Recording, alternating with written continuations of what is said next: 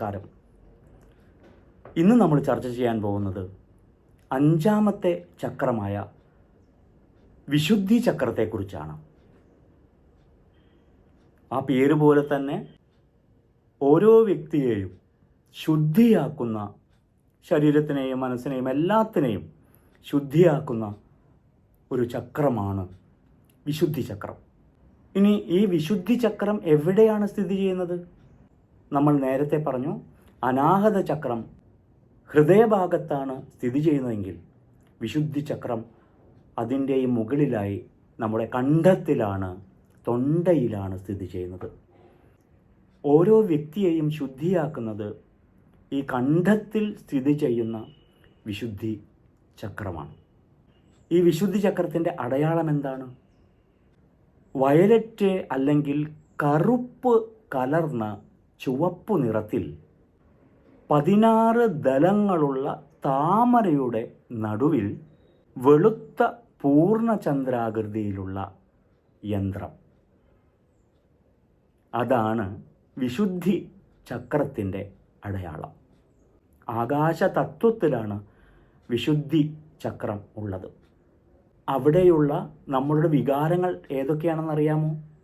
കൃതജ്ഞത എന്ന ആകാശത്തോളം വ്യാപ്തിയുള്ള ഒരു വ്യക്തിയുടെ വികാരം അത് പ്രവർത്തിക്കുന്നത് വിശുദ്ധി ചക്രത്തിലാണ്.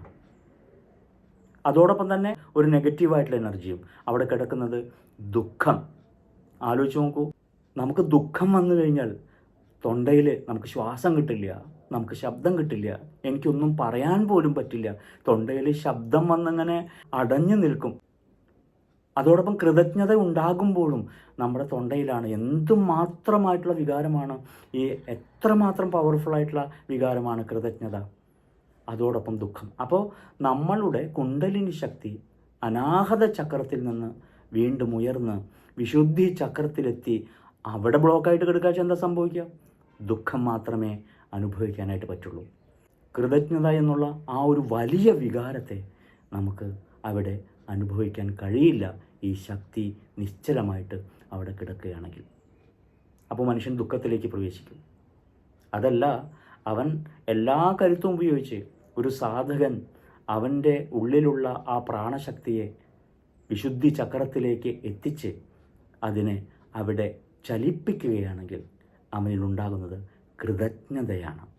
അതുപോലെ ഈ വിശുദ്ധി ചക്രത്തിലെ ശക്തിയെ ഉണർത്തിക്കഴിഞ്ഞാൽ ശരീരത്തിലുള്ള വിശുദ്ധിയുടെ ഓപ്പോസിറ്റ് എന്താണ്? വിഷം കലർന്ന എല്ലാത്തിനെയും നമുക്ക് പുറന്തള്ളാനായിട്ട് സാധിക്കും. എല്ലാ വിഷഭംഗിലമായിട്ടെല്ലാം, ചിന്തകളായാലും ശരി, വികാരങ്ങളായാലും ശരി, നമ്മളുടെ പ്രവൃത്തിയാണെങ്കിലും ശരി, അത് വിഷം കലർന്നതാണെങ്കിൽ, അത് അശുദ്ധിയാണെങ്കിൽ അതിനെ നീക്കാനായിട്ട് ഈ വിശുദ്ധി ചക്രത്തിലുള്ള ധ്യാനം നമ്മളെ സഹായിക്കും. അപ്പോൾ വിശുദ്ധി ചക്രത്തിലുള്ള ധ്യാനം ജ്ഞാനത്തിലേക്കും എത്തിക്കും, അറിവ് വർദ്ധിക്കും, നമ്മുടെ ശരീരത്തിലുള്ള വിഷാംശങ്ങളെ മാറ്റും, നമ്മുടെ ശരീരത്തെ മുഴുവനായിട്ടും ശുദ്ധീകരിക്കും. നമ്മളിൽ കൃതജ്ഞത കൂടുതൽ ഉണ്ടായിക്കൊണ്ടേയിരിക്കും. ദുഃഖം എന്ന വികാരത്തെ നമ്മളിൽ നിന്ന് തുടച്ച് മാറ്റാനും നമുക്ക് സഹായിക്കും. അതുകൊണ്ട് വിശുദ്ധി ചക്ര ധ്യാനം നമ്മൾ പ്രാക്ടീസ് ചെയ്യണം. നമ്മുടെ പൂർണ്ണ ശ്രദ്ധ വിശുദ്ധി ചക്രത്തിൽ കൊടുത്തുകൊണ്ട് അവിടെയുള്ള കുണ്ടലിനി ശക്തിയെ, പ്രാണനെ ചലിപ്പിക്കാം. ഈ ക്ലാസ് എല്ലാവരിലേക്കും എത്തിക്കും, നമുക്ക് വേണ്ടപ്പെട്ട എല്ലാവരിലേക്കും എത്തിക്കും. തുടർച്ചയായിട്ട് നമുക്ക് ഇത്തരത്തിലുള്ള ജ്ഞാനം നമുക്ക് കൂടുതൽ കിട്ടുന്നതിന് വേണ്ടി നിങ്ങളുടെ ഈ പ്രചോദനം അത്യാവശ്യമാണ്. അതുകൊണ്ട് എല്ലാവരിലേക്കും എത്തിപ്പിക്കുക, എല്ലാവരെ കൊണ്ടും സബ്സ്ക്രൈബ് ചെയ്യിപ്പിക്കുക, എല്ലാവരും ലൈക്ക് ചെയ്യുക. അത് കൂടുതൽ ഊർജ്ജസ്വലരാവാൻ നമുക്ക് സാധിക്കും. കാത്തിരിക്കുക അടുത്ത പ്രഭാഷണത്തിന് വേണ്ടി. നമസ്തേ.